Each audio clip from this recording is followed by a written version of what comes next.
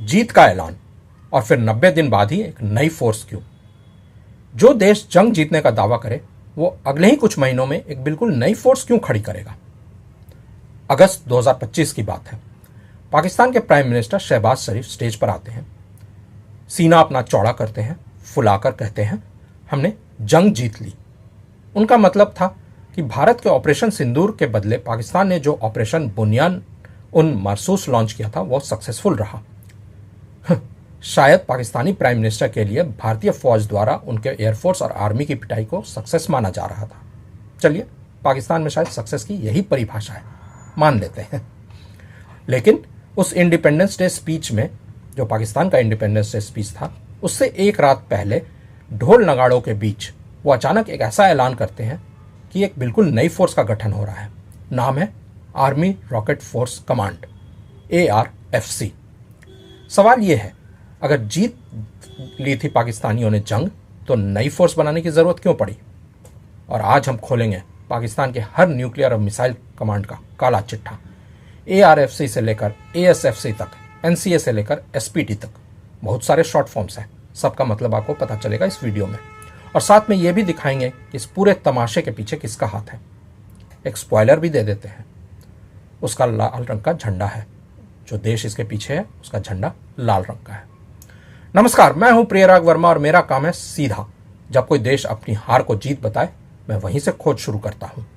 तो चलिए, बिना टाइम गंवाए सीधे चलते हैं पाकिस्तान की फाइल्स के अंदर और देखते हैं वहां क्या खिचड़ी पक रही है। मई 2025 में याद कीजिए क्या हुआ। पहलगाम में इस्लामी आतंकवादियों ने हिंदू यात्रियों की हत्या कर दी, यानी हिंदू टूरिस्ट को चुन चुन कर मारा। और उसके कुछ दिन बाद ही इंडिया ने लॉन्च किया ऑपरेशन सिंदूर। कुछ दिनों तक दोनों तरफ से मिसाइल्स और ड्रोन्स चले। इंडिया ने अपने ब्रह्मोस मिसाइल से पाकिस्तान के अंदर तक निशाना साधा। सरगोधा का मुशफ एयरबेस, रावलपिंडी का नूर खान, सिंध का भोलारी और सुकर सब लिस्ट में थे और सब पर काफी तबाही हुई। लेकिन पाकिस्तान के अंदर एक शॉकिंग चीज हुई। उसके पास बाबर क्रूज मिसाइल्स थी 700 किलोमीटर रेंज वाली, लेकिन उसे कन्वेंशनल जंग में पाकिस्तानी सेना इस्तेमाल ही नहीं कर पाई। क्यों? ऐसा क्यों हुआ? क्योंकि बाबर मिसाइल सिर्फ आर्मी स्ट्रैटेजिक फोर्सेस कमांड और स्ट्रैटेजिक प्लान्स डिवीजन के थ्रू कंट्रोल होती है। मतलब न्यूक्लियर कंट्रोल वाला डिपार्टमेंट इनका बटन अपने पास रखता है। तो जब कन्वेंशनल जंग चल रही थी, उनका सबसे बड़ा हथियार फाइल में लॉक्ड पड़ा था। जैसे फायर लगी हो और फायर एक्सटिंग्विशर की चाबी किसी ऐसे डिपार्टमेंट के पास हो जिसे उसका पता ही नहीं हो।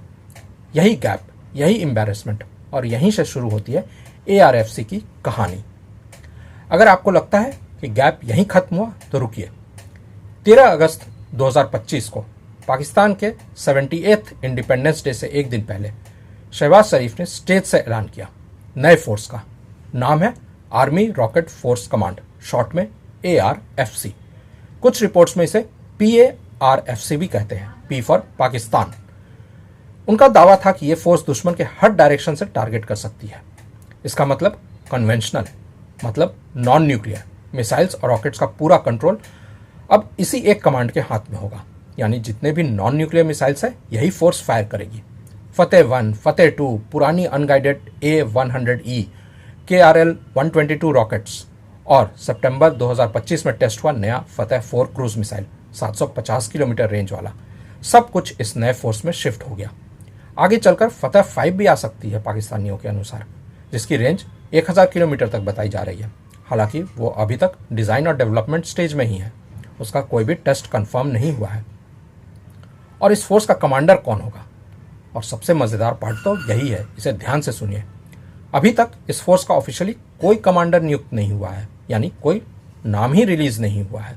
बस इतना कंफर्म है कि इसे एक 3 स्टार जनरल लीड करेगा, सीधा पाकिस्तानी GHQ और आर्मी चीफ के थ्रू, ना कि SPD या NCA के थ्रू। मतलब एक नया टॉय बना है, लेकिन इसने अभी तक अपना नाम रजिस्ट्रेशन नहीं करवाया है, तो पता नहीं कौन ऑफिसर इसे लीड करेगा।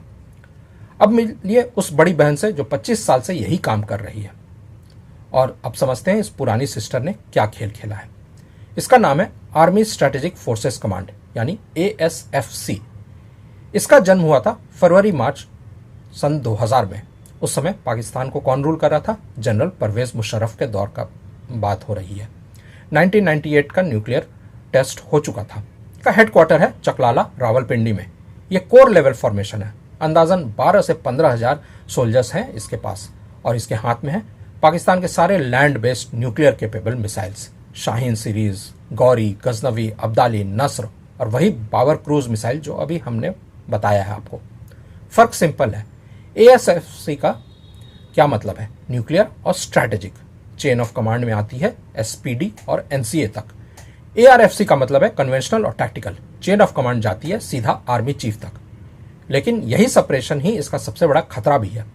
जब दोनों कमांड एक जैसी ही मिसाइल टेक्नोलॉजी, एक जैसे मोबाइल लॉन्चर्स इस्तेमाल करेंगी, तो क्राइसिस के समय इंडिया या कोई भी कैसे पता करेगा कि यह लॉन्च न्यूक्लियर है या कन्वेंशनल मिसाइल लॉन्च हो रही है?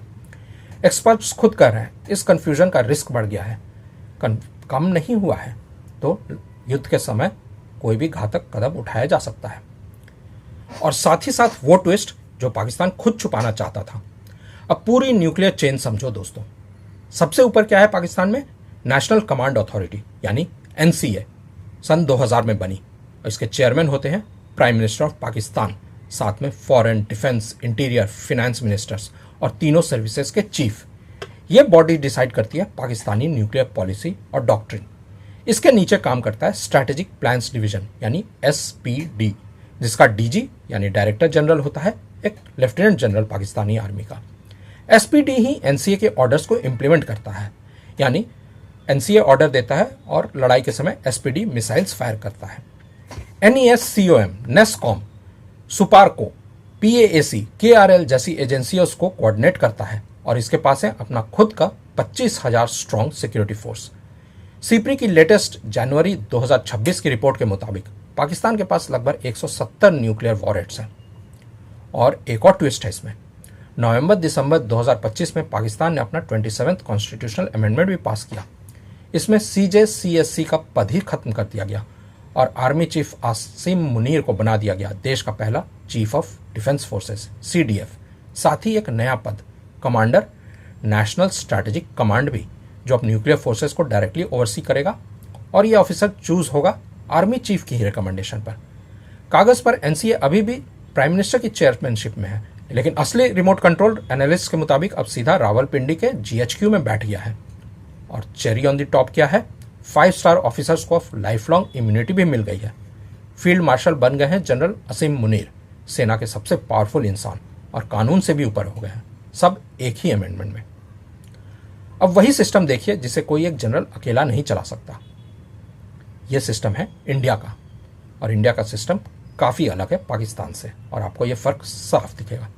इंडिया के स्ट्रैटेजिक फोर्सेस कमांड यानी एसएफसी बनी थी 4 जनवरी 2003 को, अटल बिहारी वाजपेयी की गवर्नमेंट के समय। यह ट्राई सर्विसेज कमांड है। आर्मी, नेवी, एयरफोर्स तीनों के ऑफिसर्स आते हैं, और कमांडर इन चीफ का पद भी रोटेट होता है, तीनों सर्विसेज के बीच 3 स्टार रैंक पर। एसएफसी डायरेक्टली रिपोर्ट करता है इंडिया की न्यूक्लियर कमांड अथॉरिटी को, जिसके 2 हिस्से हैं, पॉलिटिकल काउंसिल जिसकी चेयरमैन खुद प्राइम मिनिस्टर है और जो अकेला न्यूक्लियर यूज को ऑथराइज कर सकता है, और एग्जीक्यूटिव काउंसिल जिसकी अगुवाई करते हैं नेशनल सिक्योरिटी एडवाइजर, जो सिर्फ इनपुट्स देते हैं, फैसला नहीं। मतलब ना कोई सिंगल जनरल, ना कोई फील्ड मार्शल सीधे बटन तक पहुंच सकता है इंडिया में। सिविलियन कंट्रोल है इंडिया में, पूरा और पक्का कंट्रोल, और डॉक्ट्रिन भी क्लियर है, नो फर्स्ट यूज, यानी इंडिया पहला न्यूक्लियर स्ट्राइक नहीं करेगा। अब नंबर्स देखिए। सीप्री की जनवरी 2026 रिपोर्ट के मुताबिक इंडिया के पास लगभग 190 न्यूक्लियर वॉरहेड्स हैं, पाकिस्तान के 170 के मुकाबले, और इनमें 10 न्यूक्लियर वॉरहेड्स तो इंडिया ने अब डिप्लॉय भी कर दिए हैं ऑपरेशन सिंदूर के बाद। मतलब साफ है, इंडिया में सिर्फ सिस्टम में ट्रांसपेरेंट और सिविलियन कंट्रोल ही नहीं है, नंबर्स में भी पाकिस्तान से आगे निकल चुका है भारत। और अब मिलिए उस मेहमान से जो कभी इनवाइट नहीं होता फिर भी हमेशा प्रेजेंट रहता है, चाइना। 1980s और 90s में चाइना ने पाकिस्तान के न्यूक्लियर और मिसाइल प्रोग्राम को सीधी टेक्निकल मदद दी। 1992 में चाइना ने पाकिस्तान को दिए M11 short range missiles. Pakistan का गजनवी मिसाइल जो आज ASFC के आर्सेनल का हिस्सा है, वो है चाइनीज DF-11 मिसाइल का ही एक वेरिएंट। हफ्त मिसाइल प्रोग्राम भी चाइना और नॉर्थ कोरिया की ट्रेनिंग से ही आगे बढ़ा पाकिस्तान में।